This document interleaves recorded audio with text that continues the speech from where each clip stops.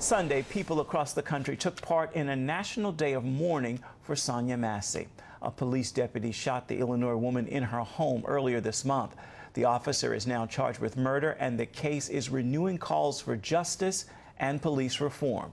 Charlene Aaron has the story. The Justice Department is investigating the death of Sonya Massey, a black woman shot to death in her home by a white sheriff's deputy. It's a case raising questions about the use of deadly police force. You better not. I swear to God, I'll shoot you right in your face. Okay, I'm sorry. Drop the pot! Drop the pot! Body cam footage shows the disturbing moment Deputy Sean Grayson shot and killed Sonya Massey. Massey had called 911 after she reported a prowler at her Springfield, Illinois home. Officer Grayson and his partner responded to the call. When deputies told Massey to remove a pot of boiling water from the stove, things quickly escalated. Away from my husband in the water? Yeah. Oh, I would rebuke you in the name of Jesus. Grayson shot Massey, who was unarmed, in the head. He has since been fired from the Sangamon County Sheriff's Department and arrested for murder and other charges. My first reaction was anger.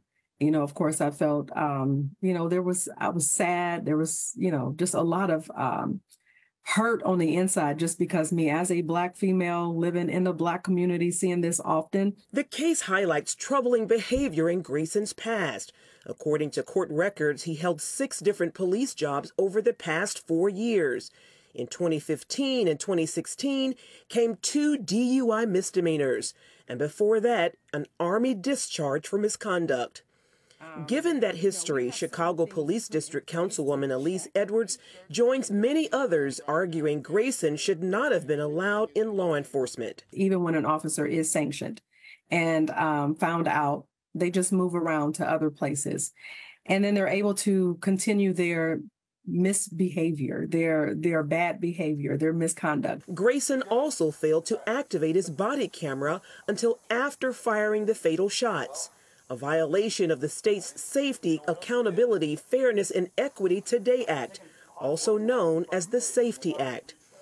Carlton Mayers, Esquire, helped create the legislation, which includes standards for use of police force. We can see that law enforcement did not utilize the training that is now mandated under state law when it comes to de-escalation, when it comes to crisis intervention techniques, trainings, and even when it comes to, just in general, implicit bias and how you engage with people that have a different lived experience than your own. Massey struggled with mental health issues, according to family, and during the encounter, police asked if she had taken her medication.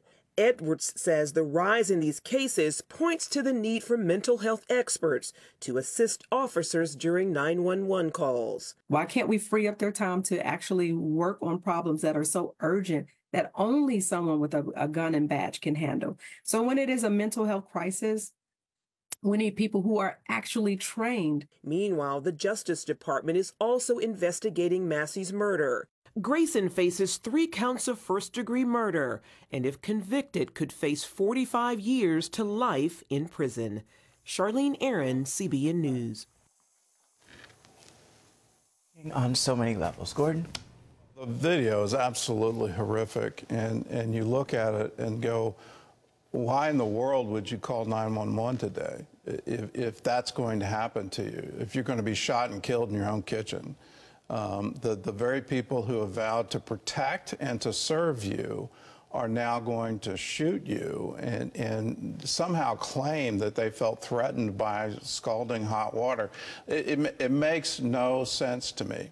Here's something that ought to happen after this case, and there needs to be a national database that if you have been tagged and said you can't be a police officer in our department, if there are issues with your military service, if there's issues with your other service, then there ought to be a national database that says you can't be hired in law enforcement. We don't trust you to go into these tense environments. We don't trust you to go into people's homes.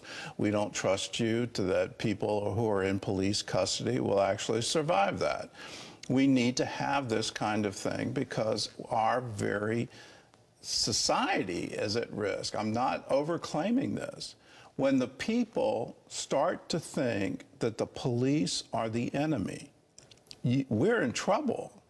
That means there's no cooperation. You don't call when you need help. You end up with lawlessness as a result of that. And then when the police do respond, they've got to respond in force, and they have to have SWAT teams.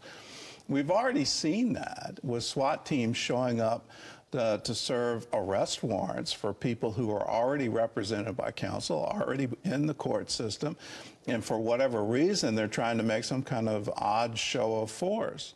America should not be a police state. America should have police officers that we can all trust. And in that trust, we preserve our own society. Right now, we don't have it. And how are we going to get it back? Without some kind of self-policing where the government says, if the police departments won't do this, we'll do this for them.